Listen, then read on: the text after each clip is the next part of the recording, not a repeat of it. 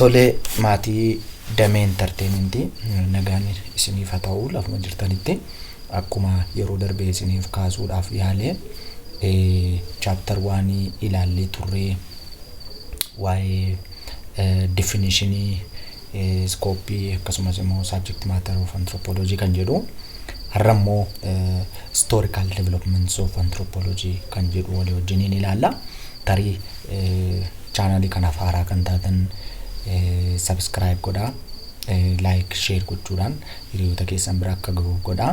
Darbees immoo yaada yoo qabaattan gaaffii haa ta'u waa'ee barumsa kanaa ilaalchisee kallattii barbaadaniin gaaffii jiru gaafachuu dandeessu. Egaa kallattiidhumaan gara historical development anthropology tan isin dabarsa. Gaafan akkas jedhu anthropologiin adeemsi inni keessa darbee dhufee jalqaba eessatti jalqabee guddinni isaa maal fakkaataa sheeppii har'a qabate kan immoo akkamiin qabachuu dandeessa jedhuun waa xiqqoo isinii kaasuu yaada. Turtii gaarii haa ta'uun isiniin jedha. Okay, dhufaatii anthropology ilaalchisee yeroo baay'ee wanta dhaabbataa hin argattanii akkasitti dhufee anthropologiin jettanii wanta isin qabatamaatti qabattan hin jiru. Garuu yaadota scholarstoonni adda addaa kaa'ananii hamma ta'e kaasee isinitti himaa. Yaadonni adda addaa jiraatan iyyuu malee immoo anthropologiin saayinsii yeroo dhiyoo dhufedha. Saayinsii yeroo dhiyoo gara kana dhufedha.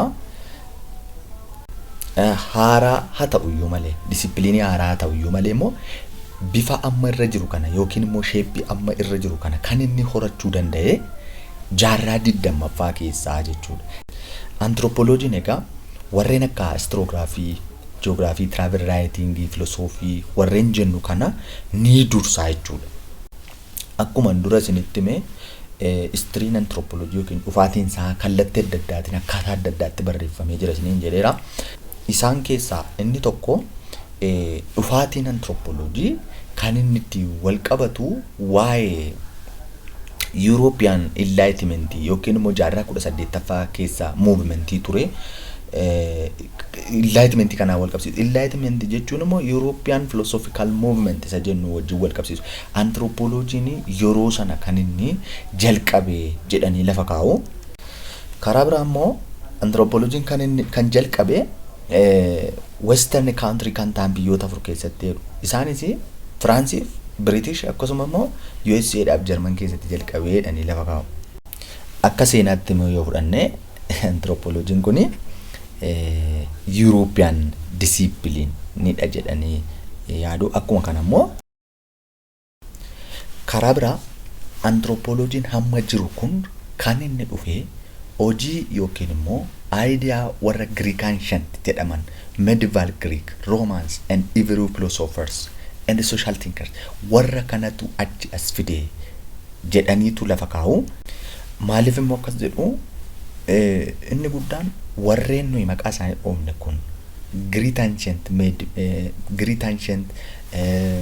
medieval Greek, Romans, Hebrew warri jennu kuni dhala namaa qorachuu waa'ee origin of human being, nature isa, destiny of man isa jedhu kana qayyabachuu irratti fedhii guddaa qabu jedhanii waa yaadaniif asitti jalqabee jedhanii yaadu.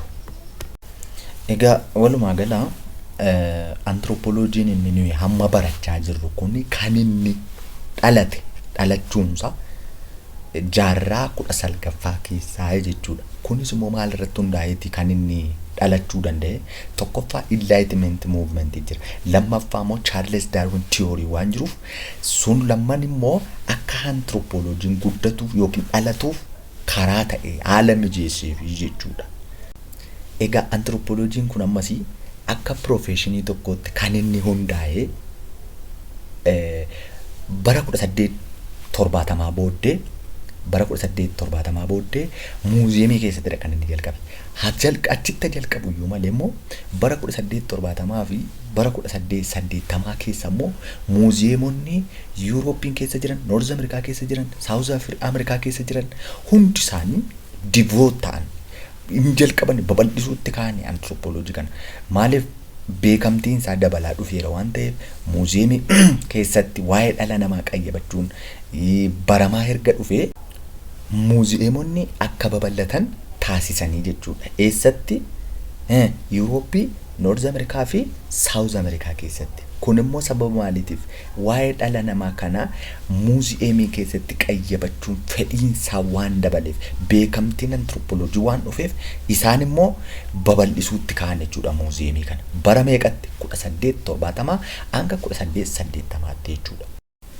Inni kan biraanii anthropoloojiin erga akka profeshinii tokkotti hundeeffame booddee bara 1920tti anthropologistoonni field work jalqaban. Field work kana immoo eessatti ba'u?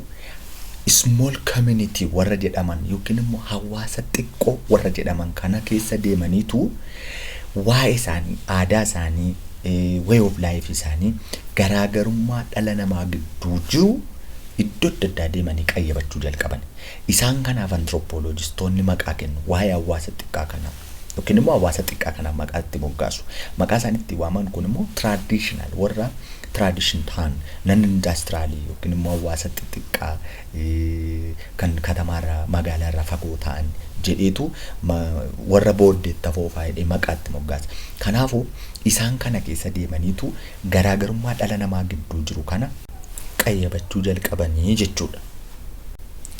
Egaa anthropologistoonni gaafa field work kana jalqabanii hawaasa xixiqqaa ta'an traditional community warra ta'an yookiin immoo warra magaalaarraa fagoo ta'an aadaa isaanii qorachuudhaan seenaa isaanii baruudhaan hawaasa warra industrial ta'anitti agarsiisuuf waa'ee namoota kanaa isaan kana jira hawaasa xiqqoo akkasii jira warra baak ta'an yookiin immoo traditionally booddeetti hafoo warra ta'antu jira jedheetu warra kaan barsiisuudhaaf aadaa isaanii qotee baasuudhaafitu field work jalqabee jechuudha.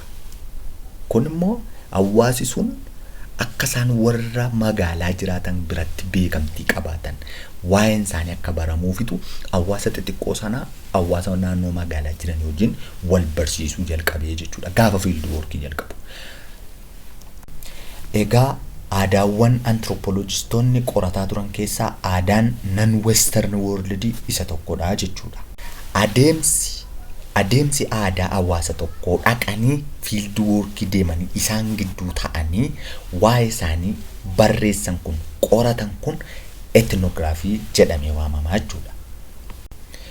Giddugaleessa bara 1900 yookiin immoo mid 1900 jennutti immoo anthropologistoonni maal jalqabanii universal human pattern yookiin immoo akka waliigalaatti dhalli namaa maaliin wal fakkaata maaliin garaagara ta'a waan jedhutu qayyabachuu jalqaban yookiin immoo comparison waan hawaasa gamanaaf gamas jiran compare gochuutti kan adeemsi hawaasa kana compare ittiin godhan kun immoo ethnology jedhama. Compare gaafa jennu judge gochuuf utuu hin taane yookiin isa tokko ol kaasanii isa tokko gabbuusuuf utuu hin taane garaagarummaa dhala namaa gidduu jiruuf wal fakkeenya dhala namaa gidduu jiru universaalii qayyabachuu jalqaban jechuudha. Gara biyya keenyaa Itoophiyaatti yeroo dhufnu immoo anthropologistoonni yookiin immoo professional anthropologist kan jennu kan isaanii waa'ee aadaa, waa'ee safuu, waa'ee culture fi haala jiruuf jireenya hawaasa keenyaa kan isaan qayyabachuu jalqabanii dhuma bara 1950 jechuudha. Kanaaf adeemsi anthropolojiin yookiin immoo guddinni isaa gabaabaatti kanuma fakkaata.